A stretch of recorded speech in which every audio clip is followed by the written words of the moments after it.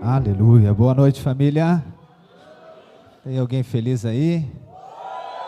Aleluia, glória a Deus. Abra sua Bíblia lá em Gálatas, capítulo 1. Aleluia. Já iniciamos a revolução da graça. E a graça de Deus, ela está ligada com aquilo que Deus fez por nós. Amém?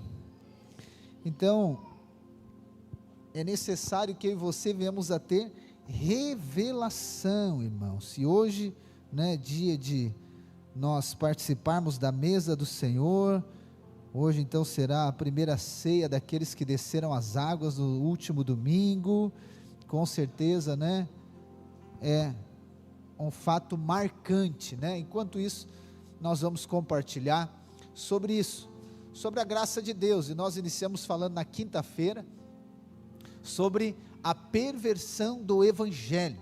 Sabe que aqui em Gálatas, Paulo, ele enfrenta a igreja, enfrenta um problema gravíssimo. Talvez quando eu e você lemos a carta aos Gálatas, a gente não tem ainda a percepção total da profundidade que é do problema que essa igreja está enfrentando. O livro de Romanos, ele é o Evangelho de Deus de maneira sistemática, E o livro de Gálatas, ele é a defesa daquilo que Paulo fala em Romanos. Então o que acontece? A carta à igreja, ou melhor, à região, as igrejas da região da Galácia, ela é uma carta para correção, ok? Para corrigir a rota. Por quê? Porque Paulo, ele prega o Evangelho a esses irmãos dessa região, e eles creem, E Paulo, ele mesmo diz: eu fui então enviado para pregar aos gentios. Então os Gálatas, ou seja, aqueles que crerão e são da região da Galácia, eles não são judeus, eles são gentios. Obviamente a lei, havia esse conhecimento da lei, mas a lei estava ligado com a prática, com o estilo de vida dos judeus, ok? Com a religião chamada judaísmo. E aí quando Paulo prega o Evangelho para esses irmãos creem, no Evangelho da graça, e eles se tornam nova criação, assim como eu e você. Mas depois que Paulo agora então, ele continua com a sua missão de abrir igrejas, de pregar o Evangelho às nações, algumas pessoas lá então de Jerusalém, dos judeus, do judaísmo, vão até essas igrejas da Galácia e começam a pregar um outro Evangelho. Então, se nós compararmos a carta aos Gálatas, a carta aos Efésios, aos Coríntios, nós vamos ver que essa carta aos Gálatas é onde Paulo, ele é mais firme e até o mais duro. Por quê? Porque há um problema gravíssimo, como eu falei para você. E na quinta-feira eu falei para você que sempre vai existir alguém tentando perverter o Evangelho. Eu sei que quando nós falamos a palavra perverter, você está achando que é para um extremo, mas eu quero mostrar que é para um outro extremo. E aqui Paulo então, ele é duro com esses irmãos, na correção apostólica. Nós precisamos de entender que Paulo, ele tem essa autoridade, foi isso que nós falamos, na quinta-feira, sobre a autoridade apostólica de Paulo, por ter vivido uma experiência. Eu quero ler com você então, em Gálatas capítulo 1, a partir do versículo 6, eu vou começar aqui, porque se eu retomar de novo, não vou conseguir continuar de novo. Gálatas 1, versículo 6, vamos ler juntos, do 6 ao 10, hoje, diz assim: estou muito surpreso em ver que vocês estão passando tão depressa daquele que os chamou na graça de Cristo para outro evangelho, o qual na verdade não é outro. Porém, há alguns que estão perturbando vocês e querem perverter o evangelho de Cristo. Mas ainda que nós, ou mesmo um anjo vindo do céu, pregue a vocês um evangelho diferente daquele que temos pregado, que esse seja anátema. Como já dissemos, e agora repito, se alguém está pregando a vocês um evangelho diferente daquele que já receberam, que esse seja anátema. Por acaso eu procuro agora o favor das pessoas ou o favor de Deus? Ou procuro agradar pessoas? Se ainda estivesse procurando agradar pessoas, eu não seria servo de Cristo. Até aqui. É interessante nós entender também aqui um pouco do tempo, do momento, né? Se você ler lá em Atos, capítulo 15, acontece algo chamado Concílio de Jerusalém. O Concílio de Jerusalém é uma reunião apostólica que é, então, a pedido de Paulo e Barnabé, porque Paulo e Barnabé, então, eles são esses missionários que começam a pregar o evangelho na Ásia Menor e até a Europa. Quando eles estão pregando o evangelho, havia muita perseguição dos judeus. Então eles lá e pregavam a graça de Deus, os judeus vinham, né, logo após o junto, dizendo que tinha que pregar a lei também. Então que não era somente a graça, que era a lei junto.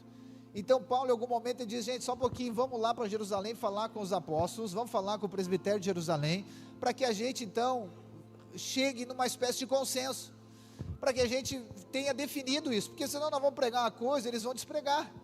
Nós estamos pregando algo, eles estão despregando, então nós vamos pregar, então vai ter mais conflito entre nós e os judeus, do que agora nós podemos produzir para o reino de Deus, levar pessoas à salvação. E aí então esse concílio acontece, nesse concílio, né, eu não vou abrir com você, mas depois você lê, ou até você já conhece, nós lemos Atos inúmeras vezes aqui na igreja. Diz que então Tiago, que é o líder da igreja de Jerusalém, e os demais apóstolos, eles falaram, gente, é isso aí, pareceu bem a nós e ao Espírito que vocês continuem fazendo o que vocês estão fazendo, pregando o evangelho da graça de Deus, mas também recomende aos gentios, para que eles se afastem da imoralidade sexual, para que eles também cuidem dos pobres, para que eles ajudem as pessoas. Mas é o seguinte, a salvação, o que eles querem dizer? No final, a salvação é pela graça mediante a fé, essa é a mensagem. Paulo e Barnabé, ok, eles escrevem uma carta, e agora Paulo e Barnabé, em todo lugar que eles vão com essa carta, né? Todo aquele que vinha perseguir, dizia, não, recebemos uma carta dos apóstolos, está aqui. Só que o que acontece aqui com os Gálatas é antes desse concílio, é antes disso. Aqui essas igrejas dessa região, que está descrito ali em Atos também, que é Listra, Derbe, aquela região ali, acontece antes desse concílio. Então Paulo, né, ele vai lá e inicia essas igrejas então eles são cristãos convertidos, eles creem na graça de Deus, eles creem que a salvação é pela graça mediante a fé, que não é por cumprir a lei. Só que depois agora que Paulo sai, os judeus entram nessa região, e começam a trazer um outro ensino, e começam a trazer uma outra pregação. Obviamente depois Paulo, eu quero ler com você, Paulo, ele também se torna experimentado um pouco disso, né? Eu quero ler com você lá em Atos 20, mas que fala sobre as igrejas, né? A igreja de Éfeso, Atos 20, vamos ler juntos, versículo 17, então, num aspecto cronológico, Paulo abre as igrejas na Galácia, depois acontece o concílio. Aqui em Atos 20, versículo 17, Paulo ele já está um pouquinho mais experimentado, e eu quero mostrar para você que isso que acontece aos Gálatas, isso que acontece, né, em outros momentos nas escrituras, isso que acontece conosco, não é algo totalmente fora do normal, isso é comum acontecer.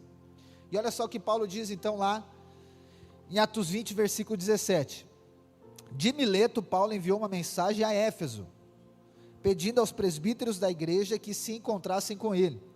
E quando chegaram, Paulo lhe disse, vocês sabem como me conduzi entre vocês em todo o tempo, desde o primeiro dia em que entrei na província da Ásia, servindo o Senhor com toda a humildade, com lágrimas e com as provações que me sobrevieram pelas ciladas dos judeus. Vocês sabem que jamais deixei de anunciar o que fosse proveitoso, de ensinar isso a vocês publicamente e também de casa em casa, testemunhando tanto a judeus como a gregos, o arrependimento para com Deus e a fé em nosso Senhor Jesus Cristo. E agora, impelido pelo Espírito, vou para Jerusalém, não sabendo o que ali vai me acontecer, exceto que o Espírito Santo, de cidade em cidade, me assegura que prisões e sofrimentos estão à minha espera. Porém, nada considero a vida preciosa para mim mesmo, desde que eu complete a minha carreira e o ministério que recebi do Senhor Jesus para testemunhar o evangelho da graça de Deus. E agora eu sei que todos vocês, em cujo meio passei pregando o reino, não mais verão o meu rosto. Portanto, no dia de hoje testifico diante de vocês que estou limpo do sangue de todos, porque jamais deixei de lhe anunciar todo o plano de Deus. Cuidem de vocês mesmos e de todo o rebanho no qual o Espírito Santo os colocou como bispos, para pastorearem a igreja de Deus, a qual ele comprou com seu próprio sangue. Preste atenção agora. Eu sei que depois da minha partida, aparecerão no meio de vocês lobos vorazes, que não pouparão o rebanho, e que até mesmo entre vocês se levantarão homens falando coisas pervertidas, para arrastar os discípulos atrás de si. Portanto, vigiem, lembrando que, durante 3 anos, noite e dia, não cessei de admoestar com lágrimas cada um de vocês. Agora, pois, eu os entrego aos cuidados de Deus, e à palavra da sua graça, que tem poder para edificá-los e dar herança entre todos os que são santificados. Até aqui.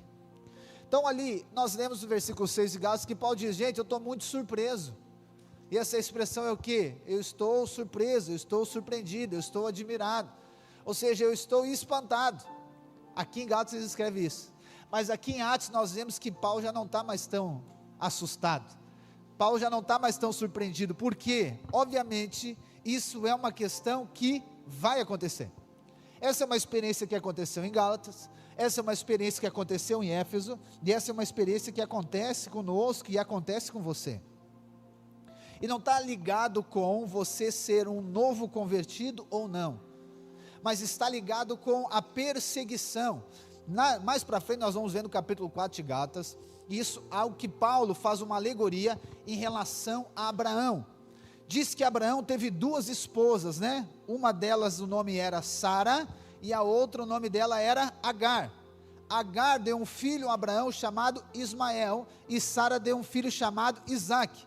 Paulo está dizendo, gente, aquilo é só uma alegoria, que demonstram 2 maneiras de relacionar com Deus. Uma delas, Agar, aponta para a lei, e Sara aponta para a graça. E Paulo vai dizer que desde lá com Abraão até hoje, o que acontece? O filho da lei persegue o filho da graça. Da mesma maneira que Ismael perseguiu Isaque, é a mesma maneira que a lei persegue a graça. É a mesma maneira que os judaizantes perseguem aqueles que são gentios, aqueles que creem na graça de Deus. Então quer dizer para você que isso não é algo anormal. E se não aconteceu com você, não é uma profecia, mas é uma constatação, vai acontecer. Em algum momento da sua vida, você vai estar desfrutando plenamente da graça e do favor de Deus, amém? E vai vir ou um pensamento, ou às vezes até um enviado de Jerusalém, ou de outro lugar, que vai trazer a lei para você. Sabe quando você está ali, desfrutando, está tudo certo, aí vai vir alguém e vai dizer assim, tá, mas será que é só mesmo você crer? Não, mas eu acho que não é só crer na graça de Deus. Como é que é lá na tua igreja? Que nem às vezes pergunto para os irmãos, eles vêm trazer os testemunhos, né? Como é que é lá? O que tem que fazer? Aí o irmão disse, não, mas não é fazer. Jesus já fez. Não, mas tem que fazer alguma coisa. Não, mas é só crer. É só crer. Não, mas não pode ser só crer. E aí sempre vai existir essa perspectiva da lei perseguir a graça. E aí Paulo está dizendo aqui, gente, eu estou espantado. Eu estou surpreso. Só que Paulo, por um lado, ele está surpreso com aqueles de Jerusalém que vieram para perseguir, porque irmãos, vamos lá, vou dar uma ilustração para você aqui. Vamos supor que você vou inventar uma ilustração aqui agora. Vamos supor que o Elzo, suposição Elzo, ele é vendedor de pão, ok? Aleluia. E aí o Elzo tem os clientes dele. Aqui, sei lá, nós estamos com quantas pessoas aqui? 180, 200 pessoas, tá bom. Essas pessoas aqui são todos seus clientes, aleluia? Tá bom. O Marquinhos é vendedor de pão também, aleluia? E esses aqui são os clientes do Marquinhos, aleluia, Marquinhos, tá bom? Amém. E esses aqui não são clientes nem de um nem de outro. Mas agora, faz sentido para o Elzo pegar o pão e querer vender para os clientes do Marquinhos, ou faz mais sentido ele vender para quem não é cliente de ninguém? O que você acha? O que faz mais sentido? Vender para quem não compra de ninguém, né? Sim ou não? Mas, olha só, como que funcionam os legalistas? Ao invés de eles pregar o evangelho para quem não crê, o que eles vão fazer? Eles vão levar a lei para aqueles que já crê. Ah, coisa que deixa a gente nervoso, né? Ao invés de ele pregar o evangelho para aquele que não crê, o que o religioso, legalista, judaizante faz? Ele vai pregar para aquele que crê, para aquele que batizou semana passada, para aquele que está no GC, aquele que está junto, aquele que conheceu o Senhor, aquele que está desfrutando da vida de Deus, da graça de Deus. O que ele faz? Ele vai lá colocar dúvidas sobre ele. Ei, mas não sei aquela igreja lá. Por que na hora da pregação a luz fica desligada? Por que a cor daquela igreja é daquele jeito? Por que o pastor é daquele jeito? Por que não sei o que é assim? Por que não sei o que? Gente, tem tanta gente para receber o evangelho por aí. Tem tanta gente que necessita receber a palavra da salvação, sim ou não? Mas eles vêm pregar para os nossos clientes, ou melhor, para aqueles que já creem. É isso aqui que Paulo está dizendo. Paulo está dizendo, eu estou admirado, gente. Eu estou admirado. Ele está admirado com os gálatas também, mas eu acredito que Paulo ficou admirado com os judeus também. Às vezes tem irmãos, eles são irmãos, ok? São irmãos, só que são legalistas, são religiosos. Eles não dão glória a Deus porque foi batizado 49 pessoas. Mas eles vão lá e dizem, mas aquele lá que batizou, hein? Não sei não. Eles dão glória a Deus, não dão glória a Deus que a igreja está crescendo, está cheio de crianças do GC, está cheio de gente conhecendo o evangelho, não. Mas eles querem colocar dúvidas sobre alguma coisa. Paulo ficou admirado.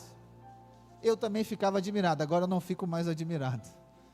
Porque agora eu estou no discurso de Paulo de Atos 20, vai vir, eu sei que eles vão vir, eu quero alertar você, eles vão vir. Eles vão vir como lobos ferozes, tentando colocar dúvida em você, tentando colocar peso sobre você, tentando colocar agora indecisão sobre você. Será que você está no lugar certo? Será que essa igreja é certa? Será que as pessoas realmente são assim? Será que não estão roubando dinheiro? Será que não sei o que? É um bando de legalista que não prega o evangelho para ninguém. É só morte, é só lei, é só dúvida. Aí Paulo está dizendo, gente, eu estou muito surpreso com eles. Mas agora também Paulo diz para os gatos, ele diz, gente, eu estou surpreso com vocês. Paulo está dizendo, eu estou surpreso com vocês, gente. Por quê? Porque vocês estão passando tão rápido. Vocês estão passando tão rápido daquilo que vocês creram. Ele diz, né? Vocês estão passando tão depressa daquele que os chamou na graça para outro evangelho. Essa expressão estar passando está ligado com desertar, está ligado com tornar-se infiel agora. Paulo está dizendo, gente, vocês estão passando da graça para a lei. Paulo está dizendo, mas tão rápido que vocês estão passando. E eu estava pesquisando, estudando sobre esse texto, e eu achei que era relacionado a esses irmãos, os gálatas, serem recém-convertidos, serem novos convertidos. Então a pessoa que é um novo convertido, a fé dele ainda ela não tem raízes tão profundas. Não que ele não tenha fé, ele tem fé, mas é como se fosse uma criança, entendeu? Uma criança ela tem um nível de resistência a algumas ideias, mas é muito tenro ainda. Então a pessoa que creu, né, ela tem a sua fé, ela é tenra, ainda não tem muitas raízes, então ok. Só que eu estava pesquisando esse texto e não está ligado com o recém-convertido. Eu achei que o tão depressa era isso, a pessoa converteu agora, então agora ela está aceitando a pregação da lei de volta. Não, Paulo está dizendo em velocidade de convencimento. Paulo está dizendo, só um pouquinho, vocês estão passando tão depressa, ou seja, vocês estão aceitando tão rápido essa ideia, vocês estão aceitando tão rápido a lei. Por quê? Porque vocês creram na graça, agora vocês estão aceitando tão rápido a lei que veio para vocês estão dando crédito tão rápido ao falso ensino. E eu estava pensando como isso é fácil de acontecer, né? Para você construir algo, irmãos, como é desafiador, não é assim? Por exemplo, construir uma casa é desafiador, não é? É desafiador demais construir uma casa, mas para derrubar uma casa, como é que é? Mas é muito fácil, porque nem nós aqui, um olha para o outro e já saímos derrubando a parede, é rapidinho, mas constrói, entende? Constrói, faz acontecer, entende? Então, para a destruição é muito rápido, para a construção é mais desafiador, isso em todos os aspectos, inclusive na vida cristã. Uma criança, por exemplo, você vai lá, está ensinando seu filho, está doutrinando ele, segundo a sã doutrina do chinelo e da varada, estou brincando, você está ensinando seu filho, lá na sua casa, você está ensinando ele a cultura, como é que funciona, primeiro é o pai, primeiro a mãe, criança não fica em pé, criança não come primeiro, aquela coisa, você está ensinando ele a honrar, você está ensinando seus filhos, você está doutrinando eles. Gente, é um dia na casa da Dinda, se ela não tem a mesma pegada, já era, não é? É um dia na casa da avó, já destrói tudo, aquilo que tu levou semanas e meses para fazer, semanas e meses ensinando, fazendo, né? Não come traquinas 11 horas, todinho 11h30, porque não vai almoçar, salgadinho, aquelas porcarias, tudo antes de almoçar. Aí se vai para a casa da avó, que eles gostam de ir na casa da avó, né? Eles gostam de ir na casa da Dinda e da avó. Chega na casa da avó, é o pote de bala aberto, é salgadinho, traquinho de qualquer jeito. Você chega lá e diz, tá, mas só um pouquinho. Ou seja, você está construindo algo que demora muito, mas para destruir é muito rápido. Em relação ao evangelho, é isso que Paulo está dizendo, gente, mas tão depressa assim. Eu fiquei pregando para vocês a graça de Deus aí, pregando para vocês que não é as obras, é o que Cristo fez, pregando o evangelho, é o sacrifício de Cristo. Agora vem uns enviados de Jerusalém, uns enviados dos judaizantes antes, e só diz para você que tem que circuncidar, e vocês vão acreditar neles assim. Então eles vão dizer não, que não é só crer, precisa de fazer. Vocês vão dar crédito desse jeito? Irmãos, preste atenção em mim. A revolução da graça, ela vai acontecer, é a mesma perspectiva que nós falamos do avivamento. Não é quando uma pessoa, não é quando um super pastor, alguém muito grande, muito importante vai ser, não, mas é quando os cristãos, eles tiverem a sua fé baseada de maneira correta, fundamentada em Cristo Jesus. Eles não são como aqueles que vão atrás de qualquer vento de doutrina, que acreditam em qualquer conversa, que acreditam em qualquer pregação, que acreditam em qualquer pessoa que diz que está errado, isso está certo, que tem que ter desse jeito, tem que ser dessa maneira. Não, é por isso que você deve ter a sua experiência com o evangelho da graça de Deus, os seus olhos espirituais sendo abertos, você tem uma experiência com o amor de Deus, você tem uma experiência com a graça de Deus, não é porque alguém falou, porque A, B, C falou, não, é porque você teve uma experiência, você sabe disso, porque senão a gente se torna muito frágil, entende? Se torna muito frágil, a gente fica fraco, qualquer coisa que a pessoa fala a gente acredita, qualquer coisa que falou a gente, não sei, é sempre, a vida daí, ela se torna sempre com dúvida. O problema de qualquer relacionamento, que ele não estiver fundamentado na verdade, ele está sempre na incerteza, é sempre na insegurança, é sempre inseguro. Será que vai dar? Será que é? Será que não é? É que nem as pessoas têm, mas não sei se realmente esse é o marido que Deus me deu, não sei se realmente essa é a esposa que Deus me deu, não sei se realmente é essa cidade que Deus me colocou, eu não sei se realmente é esse lugar, essa empresa que eu estou trabalhando, eu não sei disso, eu não sei se realmente é essa igreja que Deus quer que eu faça, que eu fique. E meu irmão lá em Osório, quando eu morava em Osório, disse que estava fazendo um jejum, 21 dias, e eu perguntei por quê? Ele disse, eu estou fazendo jejum para ver se é para mim, estou fazendo jejum para mim sair da igreja. Daí eu disse, tá, mas como assim, me explica melhor. Não, é porque eu estou com dúvida, então estou fazendo jejum para sair. Eu digo, não, está certo, é Deus que está te levando a fazer um jejum para te sair do corpo de Cristo. Está entendendo a maturidade tamanha? Logo, porque quando eu estou em dúvida, o que acontece? Eu não consigo desfrutar. É por isso que muitos cristãos, eles não conseguem desfrutar, irmãos, da vida de Deus, porque eles sempre estão em dúvida. Por que não consegue desfrutar do casamento? Porque está sempre procurando defeito do marido, sempre procurando defeito na esposa, e quando você fica olhando o defeito, o que acontece? Gera dúvida. Está sempre procurando, está sempre olhando com os olhos errados, olhando com os olhos maus, e aí não consegue desfrutar, não consegue viver a plenitude de Deus, e assim está em relação à vida com Deus. Por isso que eu e você precisamos entender que o Evangelho está ligado com aquilo que Ele fez, não aquilo que nós fizemos, não aquilo que nós temos que fazer, aquilo que Deus fez em Cristo Jesus, não é as nossas obras, mas é a obra dEle, e na obra de Cristo nós estamos seguros e descansados, porque esses judaizantes, eles fazem você olhar para você, eles fazem você olhar para o aspecto humano, e geram dúvida.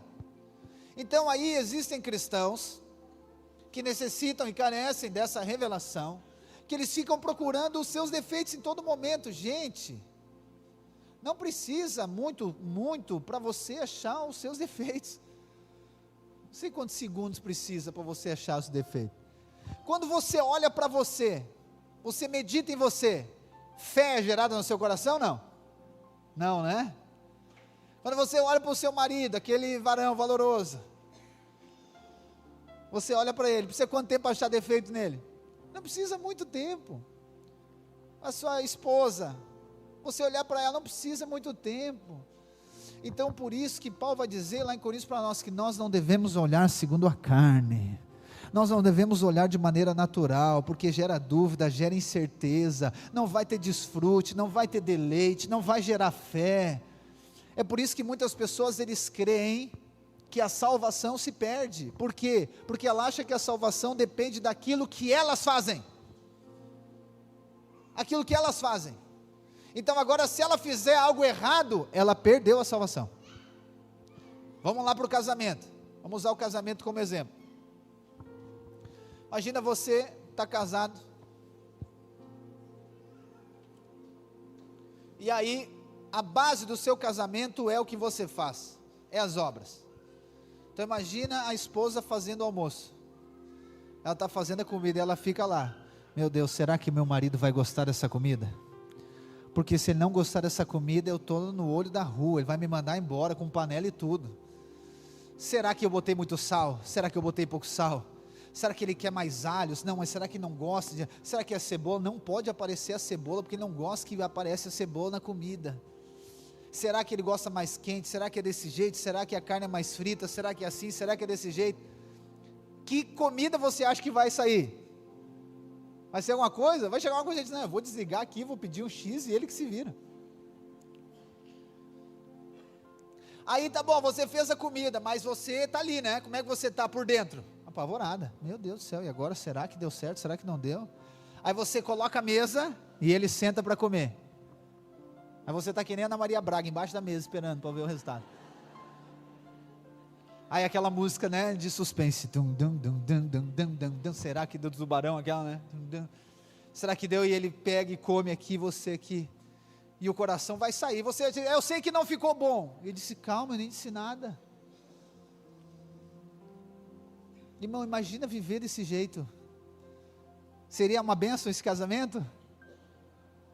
É assim que as pessoas que vivem debaixo da lei vivem.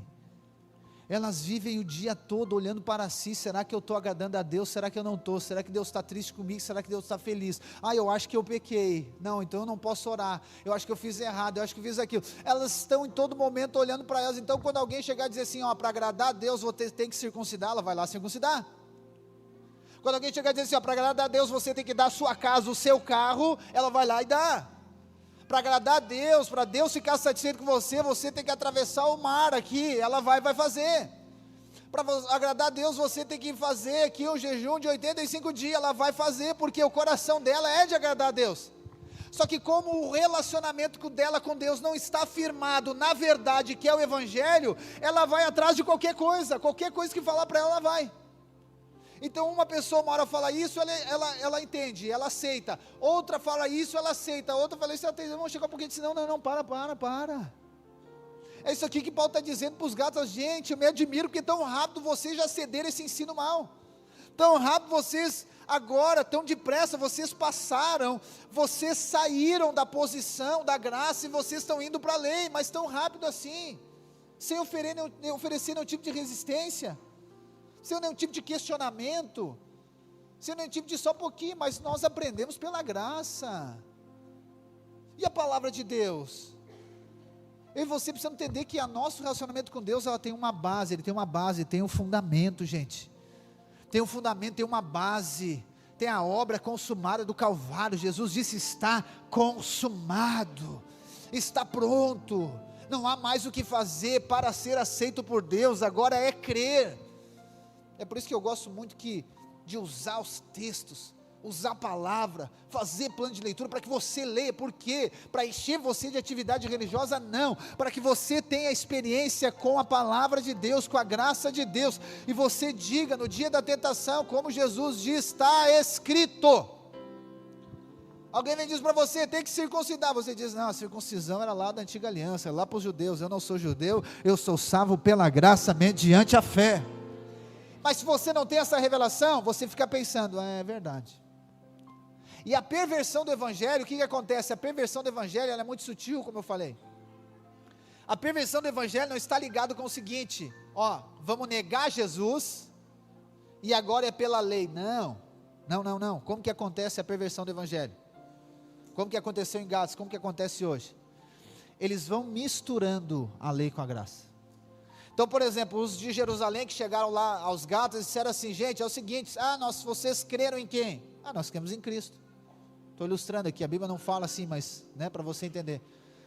Nós cremos em Cristo, nós somos salvos pela graça, justificados pela fé, foi isso que Paulo nos ensinou.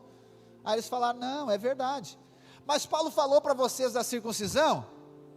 Não, Paulo não falou da circuncisão. Por quê? O que é circuncisão?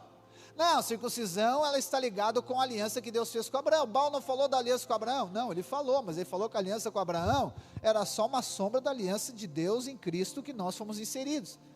Não, mas lá naquela aliança tinha que circuncidar. E a circuncisão também está ligado com a lei. Paulo não falou para vocês da lei? Paulo não falou para vocês que o sábado não pode trabalhar?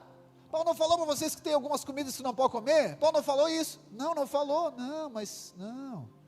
Então, a perversão do evangelho não é dizer assim que você não deve crer em Jesus, é que você deve crer em Jesus, mas você deve fazer a sua parte. E aqui, irmãos, que precisa de ter um discernimento para perceber isso, porque não é tirar Cristo totalmente, inicialmente, é sobre acrescentar algo naquilo que Cristo fez. Então, você ouve por aí, a pregação da internet é o quê? Deus faz a parte dele, mas você precisa fazer a sua parte. Se você não fizer a sua parte, Deus não tem como abençoar você. Se você não acordar antes do sol, não tem como Deus abençoar você. Se você não fizer isso, não tem como Deus abençoar você. Se vocês não fizerem aquilo, não tem como Deus abençoar. Então o que eles estão dizendo? Eles estão excluindo Cristo? Não. Eles estão adicionando algo àquilo que Cristo fez. Eu quero dizer para você que isso é perverter o evangelho. No final das contas, o que essas mensagens estão dizendo? Que Cristo não é suficiente. Você precisa fazer a sua parte. Lembra anos atrás que tinha a promoção da Coca-Cola, lembra? Você tinha que juntar 5 tampinhas, mais R$5 para ganhar um bônus. Lembra disso? Quem lembra disso aqui? Não é tão velho, isso é recente, gente. Não faz isso comigo. Isso é muito recente, isso é de agora, poucos dias atrás. Viu? Começa a aparecer. Então o que eles estão dizendo? Que a salvação é assim, você tem que crer em Cristo, sim, é pela graça, mediante a fé, mas você precisa fazer também. Você precisa obedecer à lei, você precisa fazer por merecer. Se você também não obedecer a Deus, não tem como Ele abençoar. Irmãos, eu quero dizer para você, isso é perversão do evangelho. Perversão do evangelho. O que é evangelho? O evangelho é a justiça de Deus. Quem é a justiça de Deus? Cristo Jesus é a justiça de Deus. Para ser salvo, para acessar a bênção de Deus, não há nada que eu e você devemos fazer. está ligado com aquilo que Cristo fez, está ligado com a obra consumada, completa de Cristo Jesus na cruz do Calvário. Ah, pastor, mas se nós falar assim, vai ficar um evangelho muito barato. Não, não vai ficar barato, porque se for barato ainda tem um preço, ele é de graça, de graça, de graça. Deus pagou o preço em Cristo Jesus, não há nada que nós tenhamos que fazer, não há circuncisão, não é obra, não é obediência. Ah, eu fui no culto domingo, o pastor falou que pode desobedecer. Não falei isso.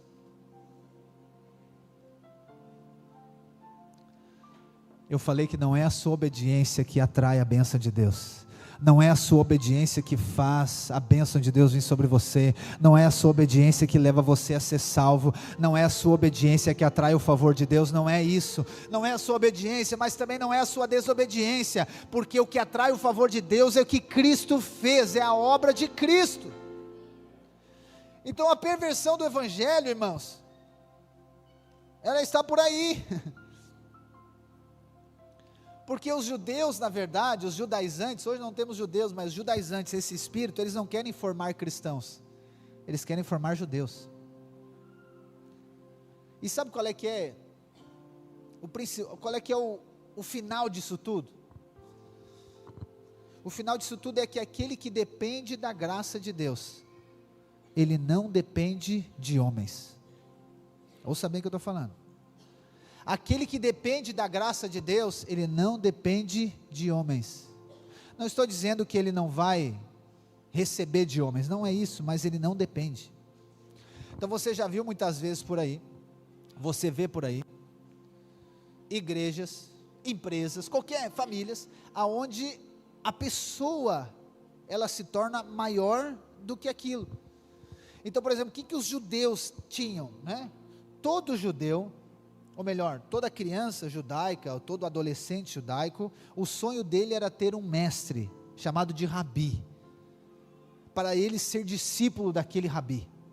Então ele queria ser treinado por aquele rabi, né? Ele queria andar atrás daquele rabi, então a vida dele dependia daquele rabi. Paulo foi treinado por Gamaliel, um dos maiores de Jerusalém, então ele tinha que ter alguém,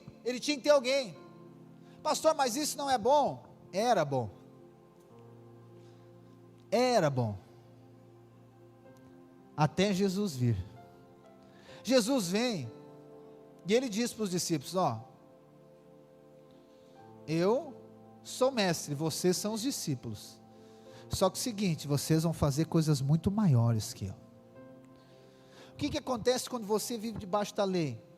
O que acontece quando você vive atrás de qualquer tipo de coisa que gera essa dúvida? Você se torna dependente da pessoa. Irmãos, e aqui você precisa, né, e eu sei, eu falo isso com, não vou dizer extrema segurança no espírito, porque eu creio que é esse tempo que Deus quer nos levar. A sua vida espiritual, preste bem atenção olhando para mim, a sua vida espiritual, ela não depende de mim. Eu sou seu pastor, você vai vir até mim, eu vou aconselhar você, eu vou orar com você, nós vamos andar junto. Mas a sua vida espiritual não pode depender de mim, a sua vida cristã não depende de mim, e Deus que me livre de fazer com que a sua vida espiritual se torne dependente de mim. Eu sei que tem irmãos que eles veem, você deve fazer isso, não conflita com os relacionamentos com alguém maduro, ok? Mas não deve depender. Tem gente que acha que é o pastor que tem que definir a cor da casa que ela vai pintar, com quem ela vai casar, se ela tem que deixar a criança dela na creche ou tem que deixar em casa. Gente, amém, aleluia. Quando você vier, eu vou dizer, vamos orar, vamos ver, ok, você pode vir compartilhar, deve compartilhar comigo as suas coisas, mas que no seu coração não seja um coração de depender de homens, porque a lei é isso, a lei ela necessita um sacerdote, ela necessita, entende, o judeu ele necessita de um mestre. Obviamente, tudo que nós fizemos como igreja, existe uma liderança, eu sou líder da igreja aqui, nós vamos discutir, vamos conversar, entende? Os irmãos estão entendendo o que eu estou querendo dizer? Porque a lei é isso, os judeus queriam isso, alguém que fosse o quê? Totalmente resignado, que ela vai dar um passo para a direita e perguntar para o mestre, mestre, eu posso ir para a direita? Mestre, não, para a direita não, é reto, nem para a direita nem para a esquerda, é reto. Oh irmãos, o Espírito Santo habita dentro de você, a vida de Deus está dentro de você, está entendendo? Esse é o final da lei, esse que é o problema. Por isso que você vai ver um tanto de cristãos e de igrejas, que os cristãos, a igreja não cresce espiritualmente. Por quê? Porque ela é dominada, manipulada por alguém, entende que tudo é ela. Não irmão, só um pouquinho, não funciona desse jeito, não é assim que nós vamos fazer o quê? Uma revolução da graça aqui, não é desse jeito. É quando você crê que o Espírito Santo habita dentro de você, que o mesmo Espírito que habita em mim está em você, que a mesma fé, a mesma ousadia, a mesma unção, a mesma graça, o mesmo favor está sobre você. Sabe qual é o problema disso também? É que ao invés, aquele que vive pela lei, ao invés de ser inspirado, ele se compara com outros. Ao invés dele ser inspirado, nossa, uau, glória a Deus, o favor de Deus está vindo sobre o meu irmão, vai vir sobre mim também, eu creio. Mas aquele que vive debaixo da lei vai perguntar lá para o irmão dele, tá, e aí o que tu fez? Para ser abençoado, para comprar um carro assim, para ter uma casa assim. Vai dizer, não sei, não fiz, é o favor de Deus, é a graça de Deus. Ao invés de ele ser inspirado, ele vai se comparar, e no final ele vai estar com inveja. Irmãos, está entendendo? Aonde isso aqui chega, aonde a perversão do evangelho chega, até fiquei nervoso aqui, derrubei quase. É isso, a lei é uma estratégia maligna para que você seja controlado, manipulado, você não tenha liberdade. Paulo vai dizer lá em Gálatas 5, ele diz, mas foi para a liberdade que Cristo nos libertou. Isso aqui não é licença para você ser insubmisso, você fazer o que quiser da sua vida, não é isso. Mas eu estou dizendo que você tem acesso ao trono da graça, você tem acesso ao favor de Deus, você tem acesso à provisão que já foi liberada na cruz do Calvário. Porque muitas pessoas, elas vivem em estruturas, né? E aí eu vou ampliar, não só na igreja, vamos lá, numa empresa, ela vai no extremo, ou ela desonra totalmente o chefe dela, ou o chefe dela é o Deus dela. Então é o seguinte, se ele disser que eu posso fazer, eu vou fazer. E aí no corporativamente você sabe, né, aquela frase que a gente ouve, né, as pessoas que dificilmente vão crescer, é aquela que só faz aquilo que pede, e aquela que não faz aquilo que pede. Está entendendo? Então um funcionário que só faz o que pede, cara, meu Deus, mas não está vendo, a função dele é recolher cadeira, mas tem uma vassoura atravessada aqui, ele não recolhe a vassoura, porque a função dele é recolher cadeira. Aí tu olha, cara, meu Deus do céu, como é que... Então ele só faz aquilo que pede. Mas tem o outro oposto, que ele não faz o que pede, ele recolhe a vassoura, mas a cadeira, que é a parte dele, não faz também.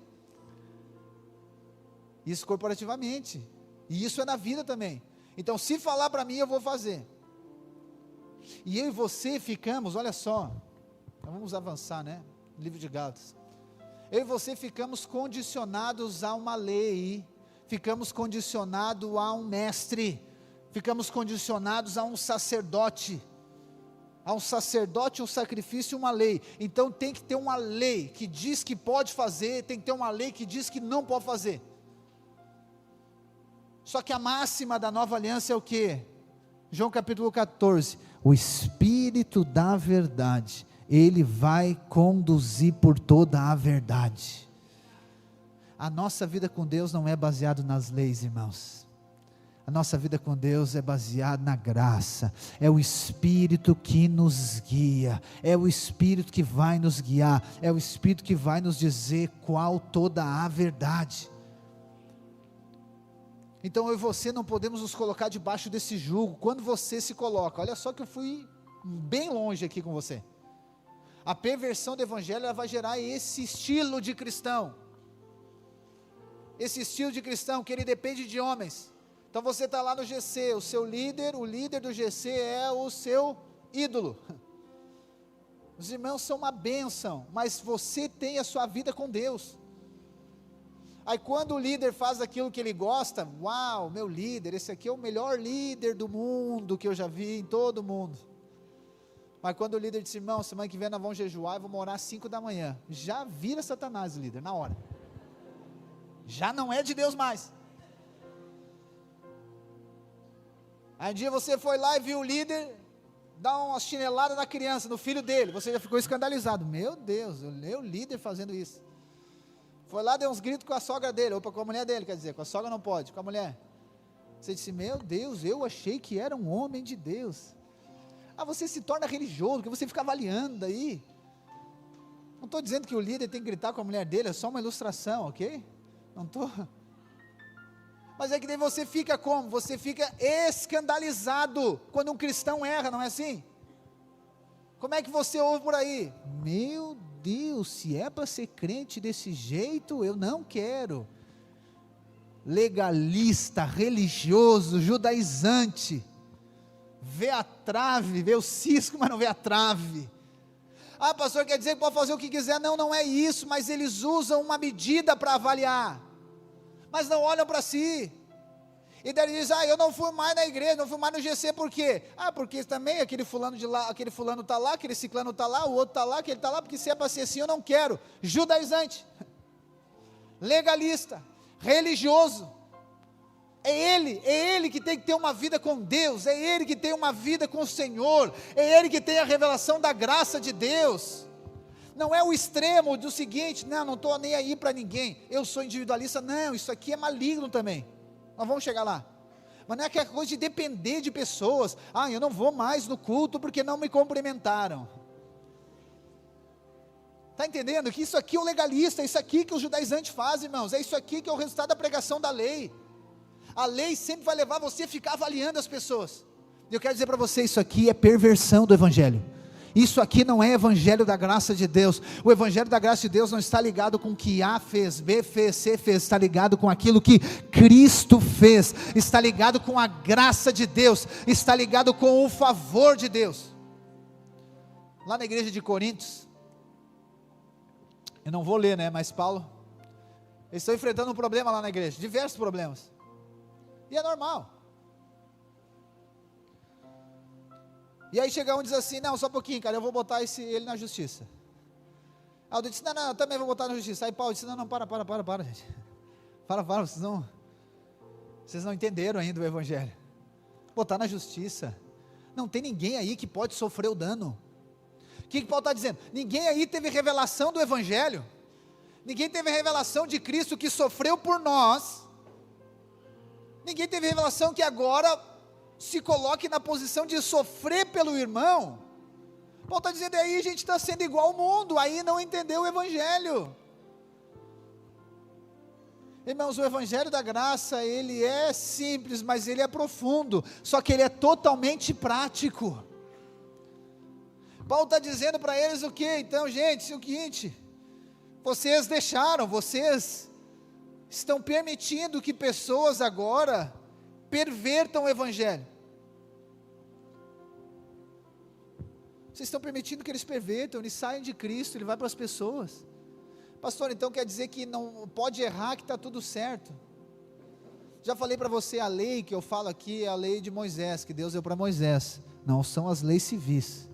Pastor, mas que a pessoa errou, ela errou sendo crente, diante de Deus o pecado dela já está perdoado. Se ela errou e vai ter complicações na sociedade, isso ela vai pagar por isso, e ok. A graça não garante que não terá erro, a graça garante que tem provisão, irmãos.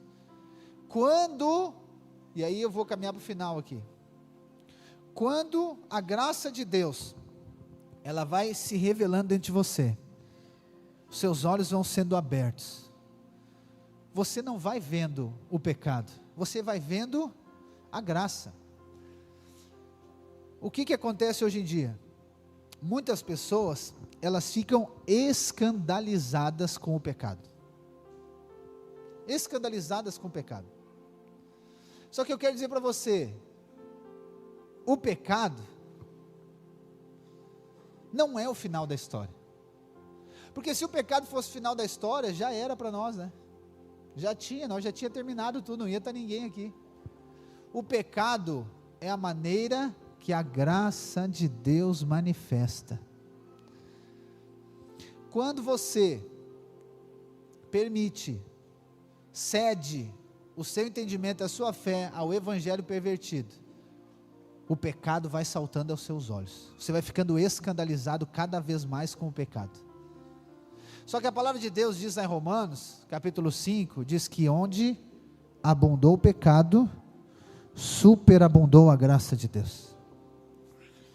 Eu fazia uma pergunta para mim mesmo há muitos anos atrás, talvez você já fez para você ou fez para alguém, ou você já pensou em fazer essa pergunta: se Deus, olha só, se Deus, Ele sabe de todas as coisas, por que que Ele deixou Eva comer aquele fruto? Você já pensou nisso? Já pensou, Miguel? Pensou, né? Eu pensava nisso e eu ficava perguntando, por que, se Deus sabia, por que que Deus deixou? Olha a confusão que deu. Por que que Deus deixou Eva comer, que daí Adão pecou e virou confusão? Eu procurei na Bíblia e não achei essa resposta, mas eu acredito que o Espírito compartilhou comigo, e desde lá isso tem sido revelado no meu coração. Foi muito rápido a resposta do Espírito Santo. Ele disse assim: se não tivesse pecado, não teria graça. Aí eu disse, é verdade, sem pecado não tem graça. Eu disse, tá, então foi o Senhor que levou ela a pecar? Eu disse, não, foi ela que pecou, mas na soberania de Deus, Deus permitiu para que a graça dele manifestasse, e isso muda totalmente a sua visão em relação à vida cristã. Pecado não é o final, a enfermidade não é o final, a destruição não é o final, tudo isso é oportunidade para a graça de Deus manifestar, porque a palavra de Deus diz, aonde abundou o pecado, superabundou a graça de Deus. Enquanto muitos ficam escandalizados com o pecado, nós vamos pregar a graça de Deus. Enquanto muitos ficam escandalizados com a enfermidade, nós vamos profetizar a cura. Enquanto muitos ficam escandalizados com a miséria, nós vamos declarar prosperidade. Enquanto muitos ficam escandalizados com a morte, nós iremos profetizar, declarar a vida de Deus. Esse é o problema da lei, esse é o problema dos judaizantes. Quinta-feira eu compartilhei algo, e eu fiquei meditando nisso ainda, né? Como isso está ligado com a lei. Eu falei com uma pessoa, semana passada, e ela disse para mim, eu até vou à cidreira, mas eu não gosto de ir lá. Eu olhei para ele, ué, será que ele está falando, está brincando? Eu olhei, você não estava brincando, né? Ele disse, eu nem gosto de ir lá, porque quando eu vou lá, deu um sentimento de morte. Eu digo, tá, mas que mundo que esse cara está, né? É um sentimento de morte, até as casas, até os lugares, tudo lá, assim, tu olha, né? É tudo horrível. Eu disse, é verdade, é. Aí comecei a concordar com ele, né? Para ver onde é que ele ia, eu queria ver, estava vendo. Não, até assim tu vê, né, e corrupção, tudo, assim, depois passou outra mandaria ali, tu vê, assim, tu vai até lá que então é a mesma coisa. Eu digo, é complicado, né? Ele disse, não, é horrível. E ele falando, e eu estou ali. E aí ele continuou falando, eu disse, pois é, mas nós estamos lá, e domingo, nós estávamos entre 500 pessoas, e 49 desceram as águas. E talvez tu veja assim, mas eu já vejo a graça de Deus naquele lugar. Ou seja, está escandalizado com aquilo que os olhos naturais vejam. E no momento eu fiquei, como eu falei para você, né? Eu fiquei até assim, mas depois o Espírito Santo já veio no meu coração. Aonde abundou o pecado, superabundou a graça de Deus. A graça de Deus está invadindo cada casa desse lugar, a graça de Deus está invadindo esse litoral, a graça de Deus irá salvar crianças, jovens, famílias, irá restaurar, a graça de Deus irá trazer prosperidade, riqueza abundante sobre as nossas cidades, o favor de Deus irá manifestar sobre nós, uma revolução da graça está acontecendo nesses dias, dentro de de você. Romanos capítulo 3. Vou caminhar para o final aqui, aleluia.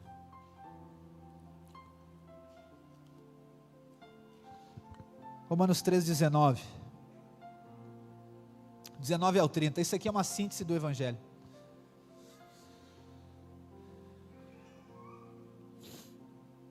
Ora, sabemos que tudo o que a lei diz é dito aos que vivem sob a lei, para que toda boca se cale, e todo mundo seja culpável diante de Deus, porque ninguém será justificado diante de Deus por obras da lei, pois pela lei vem o pleno conhecimento do pecado. Mas agora sem lei a justiça de Deus se manifestou, sendo testemunhada pela lei e pelos profetas. É a justiça de Deus mediante a fé em Jesus Cristo, para todos e sobre todos os que creem, porque não há distinção, pois todos pecaram e carecem da glória de Deus, sendo justificados gratuitamente por sua graça, mediante a redenção que há em Cristo Jesus, a quem Deus apresentou como propiciação, como pagamento no seu sangue, mediante a fé. Deus fez isso para manifestar a sua justiça, por ter Ele na sua tolerância, deixado impunes os pecados anteriormente cometidos, tendo em vista a manifestação da sua justiça no tempo presente, a fim de que o próprio Deus seja justo e justificador daquele que tem fé em Jesus. Onde fica então o orgulho? Foi totalmente excluído. Por meio de que lei? A lei das obras? Não, pelo contrário, por meio da lei da fé. Concluímos, pois, que o ser humano é justificado pela fé, independentemente das obras da lei. Ou seria Deus apenas Deus dos judeus? Será que também não é Deus dos gentios? Sim, também dos gentios, visto que Deus é um só, o qual justificará o circunciso a partir da fé e o incircunciso por meio da fé. Oh, irmãos, esse aqui é o Evangelho. Esse aqui é o Evangelho da graça de Deus, que nós acessamos por meio da fé, não por obras nossas, não. Paulo diz para os Gálatas ainda, ele diz, aquele que pregar outro evangelho, que ele seja anátema. Anátema quer dizer maldito. Isso não é liberdade para nós ficar amaldiçoando, não é isso. Paulo quer gerar uma espécie de temor neles, né? Porque virou uma bagunça. Virou uma bagunça o negócio. Qualquer um chegava e dizia que tinha que fazer. Qualquer um chegava e dizia que tem que fazer isso, tem que fazer aquilo, tem que fazer aquele outro. E eu quero dizer que Deus está gerando em nós uma convicção tão grande na graça de Deus. Deus vai gerar em você uma convicção tão grande na graça de Deus, uma convicção tão grande no favor dEle, uma convicção tão grande naquilo que Cristo fez, que você não só terá essa convicção para você, que você defenderá a outros. Não é defender as pessoas, mas é defender o Evangelho. Sabe aquele negócio de você ouvir e ficar quieto? Você ouvir e ficar quieto por quê? Porque não quero problema com ninguém, né? Ô irmãos, eu decidi, eu não vou ficar mais quieto.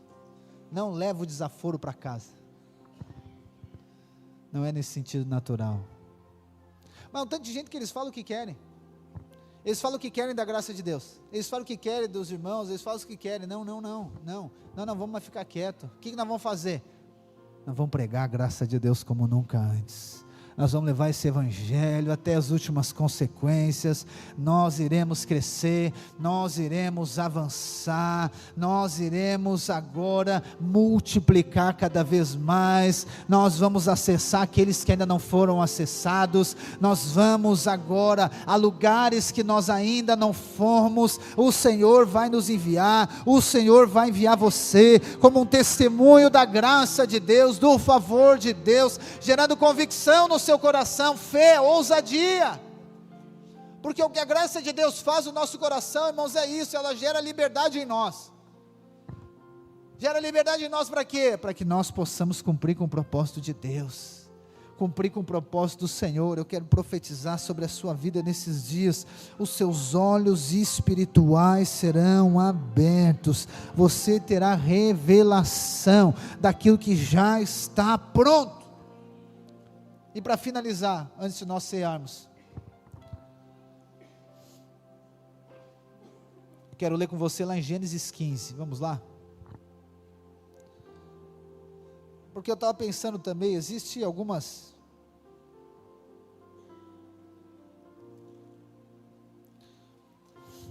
Não é limitações, é que a revelação da graça, ela vem por intermédio da palavra, amém, irmãos? E eu procuro sempre, em minhas ministrações, ser o mais didático possível. Então, até então eu evitava fazer o que eu estou fazendo. Nós estamos fazendo uma espécie de estudo aqui de Gálatas, nós estamos no versículo 10 ainda, não é bem um estudo, mas é uma espécie. Então eu sempre procurava já trazer algo para os irmãos, já mais pronto, entendeu? Já aquela coisa, já a marmita servida, e aquecida já, só fazia até aviãozinho para comer. Por quê? Porque eu acredito que o evangelho tem que ser simples, entende? Acessível. E aí com isso eu não trazia, às vezes, muitas bases e fundamentos, não é que eu ocultava, mas muitas bases e fundamentos, que foi onde o Senhor nos dá revelação e clareza. Mas eu creio que o Espírito Santo vai trazer para você essa revelação também. Meu papel não é confundir você, não é isso, mas é que a graça de Deus, irmãos, e a nova aliança, que é o que nós estamos aqui hoje, né, lembrando da nova aliança, ela não é algo de agora, ela é algo que sempre existiu. Só como eu falei para você, a graça de Deus, ela estava oculta lá no Antigo Testamento. Estava ali, mas ela estava oculta. Por isso que Paulo diz, o mistério que estava oculto, agora ele veio à tona. Agora ele apareceu, veio, aconteceu. Então já estava ali. Então existem muitas histórias do Antigo Testamento, que elas são uma sombra daquilo que acontece no Novo, e isso nos ajuda muito no entendimento e na revelação da graça de Deus, porque o que eu creio, né, que Deus está fazendo comigo, está fazendo com você, é aprofundar na revelação, é aprofundar na revelação da graça. Não vou vir aqui, você não vai vir aqui no domingo, eu não vou dar um curso de teologia para você, entende? Nós não vamos estudar historicamente, mas a minha função é trazer a revelação, trazer luz à graça de Deus. E eu quero com isso ler com você lá em Gênesis 15, que mostra sobre a nova aliança. O que é a nova aliança? A nova aliança é onde eu e você fomos inseridos por causa de Cristo. Existe então a antiga aliança e a nova aliança. A antiga aliança, ela foi dada lá por Deus para Moisés. Só que a antiga aliança, no livro de Hebreus, mostra que a antiga aliança, ela é limitada, ela era passageira. Então ela era a sombra da nova aliança. Então é como se fosse assim, a antiga aliança é uma TV preto e branco, a nova aliança é uma Full HD, aleluia. Então é totalmente, entende? Então a antiga aliança está ligada com a lei, a nova aliança está ligada com a graça. Só que a nova aliança, preste bem atenção, a nova aliança, ela é mais antiga que a antiga aliança. Isso porque a nova aliança, ela sempre existiu, mas ela estava oculta. A graça de Deus sempre existiu, ela estava oculta. E quando nós falamos em Gálatas, nós vamos falar que eu e você somos abençoados com a bênção de Abraão. Eu já falei aqui isso, né? Eu quero mostrar que Abraão, Deus lá em Abraão, Deus faz uma aliança com Abraão. Só que a aliança que ele faz com Abraão está ligada com a aliança que nós fomos inseridos hoje por Deus. Aqui está a sombra, eu quero ler com você, lá em Gênesis 15 e depois em Lucas. Diz assim, versículo 1 pode ser. Depois desses acontecimentos, a palavra do Senhor veio a Abraão numa visão dizendo, não tenha medo, Abraão, eu sou o seu escudo e lhe darei uma grande recompensa. Abraão respondeu, Senhor Deus, que me dará se continuo sem filhos e o herdeiro da minha casa é o Damasceno Eliezer? Abraão continuou, tu não me deste descendência e um servo nascido na minha casa será o meu herdeiro? E eis que a palavra do Senhor veio a ele dizendo, esse não será o seu herdeiro, pelo contrário, aquele que será gerado por você, esse será o seu herdeiro. Então o Senhor levou para fora e disse, olhe para os céus e conte as estrelas, se puder contá-las. E lhe disse, assim será a sua posteridade, ou seja, sua descendência. Abrão, o que ele fez? Creu no Senhor, e isso lhe foi atribuído para a justiça. O Senhor disse também: eu sou o Senhor, que te tirei de Ur dos Caldeus, para lhe dar essa terra como herança. Mas Abraão perguntou: Senhor Deus, como saberei que vou herdar esta terra? O Senhor respondeu: traga-me uma novilha, uma cabra e um cordeiro, cada qual de 3 anos, uma rolinha e um pombinho. Abraão trouxe esses animais, cortou-os pelo meio e pôs as metades uma diante das outras. As aves, porém, não cortou no meio. As aves de rapina desciam sobre os cadáveres, porém Abraão os enxotava. Ao pôr do sol, um profundo sono caiu sobre Abraão, e grande pavor e densas trevas tomaram conta dele. Então o Senhor lhe disse: fique sabendo com certeza que a sua posteridade será peregrina em terra alheia, será reduzida à escravidão e será afligida durante 400 anos. Mas eu castigarei a nação que os escravizar. Depois eles sairão com muitas riquezas, e você irá para junto dos seus pais em paz, será sepultado na boa velhice. Na 4ª geração voltarão para cá, porque a medida da iniquidade dos amorreus ainda não se encheu. Quando o sol se pôs e houve densas trevas, eis que um fogareiro fumegante e uma tocha de fogo passaram entre aqueles pedaços dos animais. Naquele mesmo dia o Senhor fez, o que diz? Fez aliança com Abraão, dizendo: a sua descendência dei a esta terra, desde o rio do Egito até o grande Eufrates, a terra dos queneus, quenezeus, cadmoeus, dos heteus, ferezeus, refaíns, amorreus, cananeus, gigazeus e jebuseus. Irmãos, aqui é a nova aliança, e eu vou mostrar para você o que acontece em Cristo. A palavra diz que Deus tinha uma promessa para Abraão. A promessa era do filho, promessa do filho, da descendência do filho, de nações, essa promessa. Só que aí Abraão diz: tá, mas como que isso vai acontecer? Porque eu não tenho filho, eu só tenho um escravo, é dele. Deus diz: não é dele. Aí Deus decide fazer o quê? Deus decide fazer uma aliança com Abraão. Aí agora nós vamos para a aliança. Na aliança Deus diz para ele: pega os animais. Ele pega os animais, corta no meio e coloca ali. E isso aqui é essencial para nós entendermos a aliança, a nova aliança. A nova aliança, presta bem atenção, a nova aliança não é uma aliança que nós fizemos com Deus. A nova aliança não é uma aliança que Deus fez conosco, porque a aliança está ligado a compromisso, está ligado a comprometimento. E o que agora, quebra uma aliança? É quando alguém não cumpre com a parte dela, sim ou não? Então, se Deus fizesse uma aliança conosco, ela não ia durar, sei lá, quantos segundos, nós já teria quebrado essa aliança. Então, o que Deus faz? Deus não faz uma aliança conosco, Deus faz uma aliança com Cristo. E aqui acontece com Abraão a mesma coisa. Deus faz uma aliança com Abraão, só que na hora da aliança, o que Abraão está fazendo aqui, irmãos? Abraão está dormindo. Olha só o que o texto diz, lá no versículo 17, ou melhor, no versículo 12: ao pôr do sol, um sono profundo caiu sobre Abraão, e grande pavor e densas trevas tomaram conta dele. E aqui o sono de Abraão está apontando para a morte de Cristo. Que hora que Cristo foi crucificado, irmãos? Ao pôr do sol. Então olha só o que Deus está fazendo. Deus vai fazer uma aliança com Abraão. O que ele faz com Abraão? Tira Abraão de cena. Sono profundo sobre Abraão. Sono profundo, ele está dormindo. Aí quando, agora o pôr do sol acontece, 17, e houve densas trevas, o texto diz o quê? E eis que um fogareiro fumegante e uma tocha de fogo passaram entre os animais.